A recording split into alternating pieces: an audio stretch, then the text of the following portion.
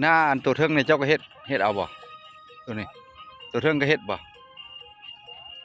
เฮ็ดแต่ตัวใต้ตัวนี้แหละเออ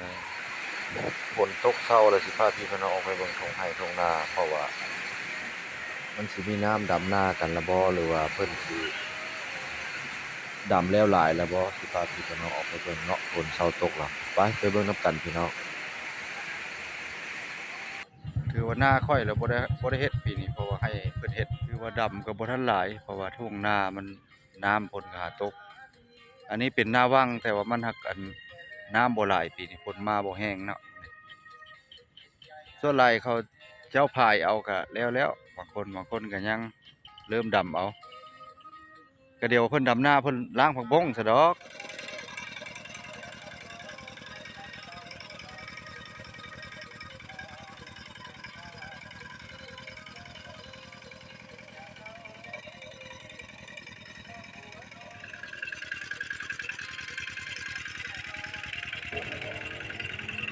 คลิปนี้สิพาออกไปเบิ่งทุ่งไร่ทุ่งนาพี่น้องเพราะว่าปีนี้นี่ฝนตกยากเนาะอันนี้จะเป็นทุ่งนาบ้านเราอันนี้ระหว่างหนทางออกจากสี่แยกลาดภาษีเนาะคลิปนี้ก็บ่มีหยังหลายสิพาพี่พาน้องหรือว่า FC เฮาบางท่านได้เห็นทุ่งไร่ทุ่งนาเนาะว่าเพิ่นดำกันยังหรือบ่น้ำห้วยโพกำลังมา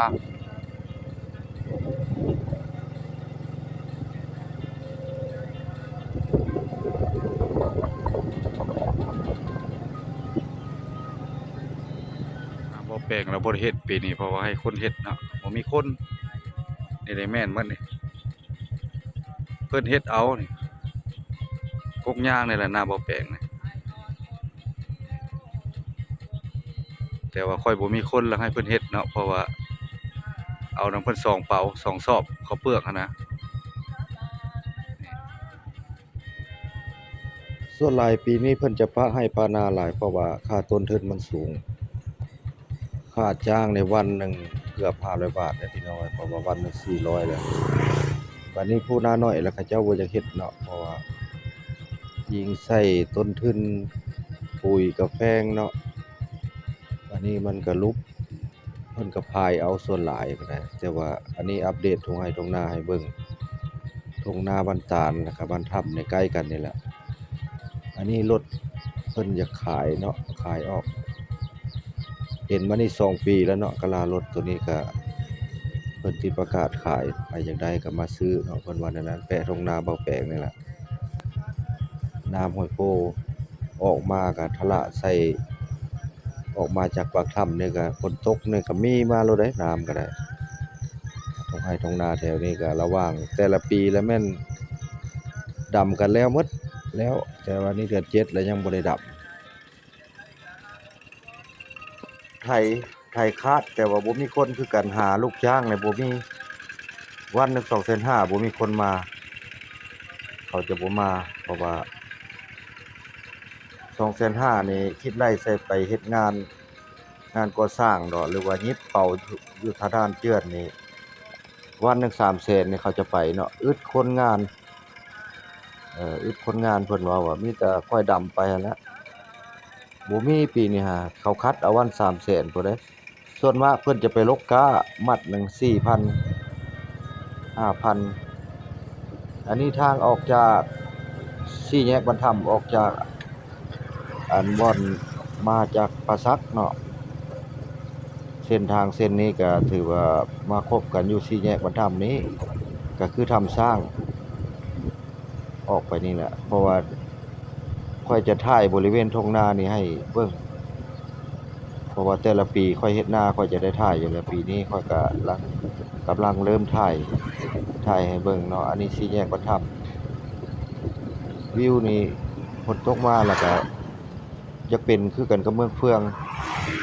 อันมันมีน้ำหมอกกุ้มอยู่ระหว่างทุ่งนาทุ่งไร่ทุ่งนานี่ไปกันต่อจะไปจอดอยู่หน้าบ้าแปลงนี่ล่ะบ่อนเพิ่นลกผักบงบ่อนนาข่อยนี่ข่อยก็ยังสิได้นาข่อยนี่มีแต่2ซอกข่อยเ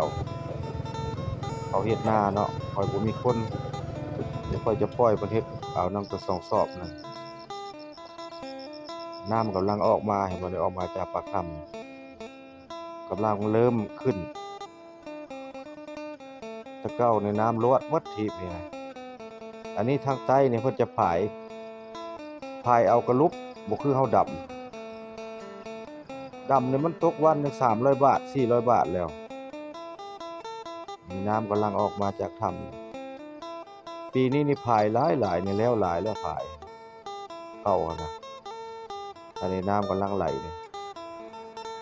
ปีนี้ฝนตกยะเพิ่นว่า8 2หนเนาะแต่ว่าก็เบิ่งไปนี่แหละ คือว่าดำก็บ่ทันหลายเพราะว่าทุ่งนามันน้ำฝนก็หาตกอันนี้เป็นนาวังแต่ว่ามันหักน้ำบ่หลายปีนี้ฝนมาบ่แห้งเนาะส่วนหลายเขาเจ้าพายเอาก็แล้วบางคนก็ยังเริ่มดำเอาก็เดี๋ยวเพิ่นดำนาเพิ่นล้างผักบงซะดอกล้างผักบง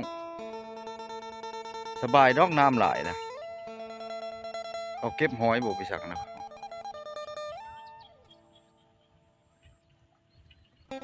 ตัวเทิงนี่เพิ่นก็ดำเอาตัวเทิงนี่ให้เทิง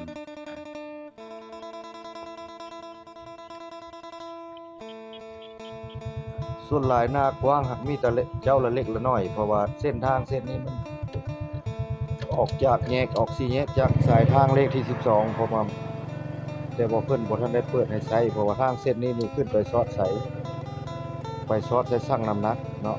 ซอดใส่อยู่บนชั่งน้ำหนักขึ้นไปทางลัก5พลพิมพ์ข้ามภูคณาขึ้นไปทางเส้นนี้แต่ว่ายังบ่ได้ลดบ่ได้แล่นเพราะว่ามันเพในจุดอันภูคณาหั่นแล้วเพิ่นแม่นและรถจังหลายสายทางเลขที่12เพราะว่าทางเส้นนี้บ่ได้แล่นถ้าว่าเส้นนี้แล้วรถใหญ่แล้วเพิ่นสิบ่ให้เข้าตัวเมืองเพิ่นสิให้แล่นเส้นนี้ออกมาพิรถที่ว่าติดหนักขนาดรถพ่วงนะตอนนี้รถติดหลายทางสายทางเลขที่12นี่ยุ่งยากก็ยังมีการเทปิตงอยู่เนาะเทปิตงเดี๋ยวนี้กำลังฮอดจุดที่ว่า4แยกภาษีทางเข้าไปขัวมิตรภาพไทยลาวครับ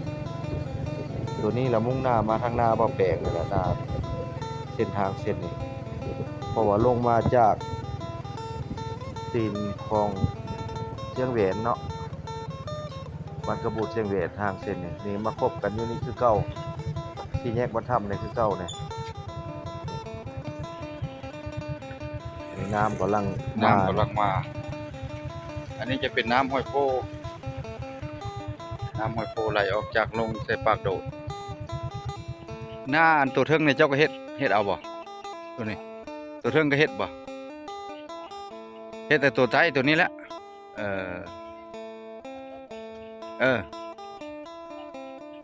ผักบงโลเท่าไหร่ล้างผักบงบ่เด้นี่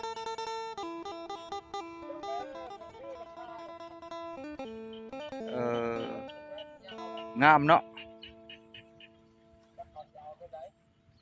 ได้บ่ 10,000 เนาะ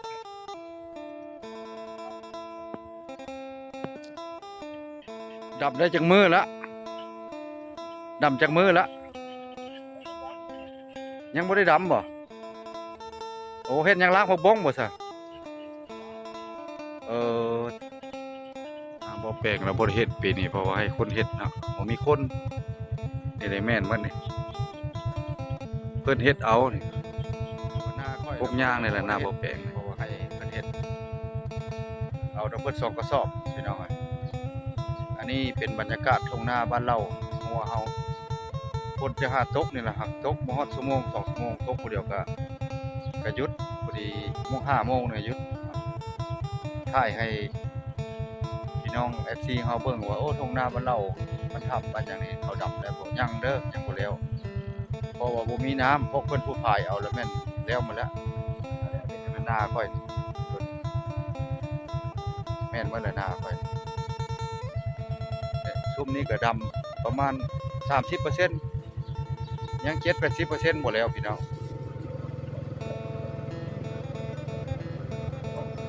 วิโลนี่ก็พอประมาณนั้นแหละเนาะอัปเดตทุ่งไร่ทุ่งนาให้เบิ่งว่าดำนากันละบ่แข่งขม่วนเฮานี่เนาะพี่น้องไปก่อนเด้อพี่น้องเฮาคำว่าสบายดีเมิดสุขสุขภาพเข้มแข็งแข็งแรง หมดทั้ง FC น้อย FC ใหญ่ไปก่อนพี่น้อง